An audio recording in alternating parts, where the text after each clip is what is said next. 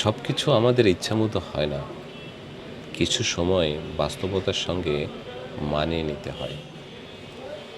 কোনো কিছু খুব করে চাইছি, কিন্তু সেটি হয়তো আমার জন্য নির্ধারিত নয়। সৃষ্টিকর্তা আমাদের প্রত্যেকেরই জন্য একটি নির্দিষ্ট সময় এবং পরিকল্পনা ঠিক করে রেখেছেন।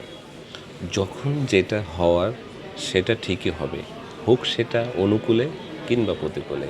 আমরা কখনো সাফল্যে উচ্ছ্বাসিত হই, কখনো অপূর্ণতায় হতাশ হই, কিন্তু সময়ের সাথে সাথে সব অনুভূতিই বদলে যায়।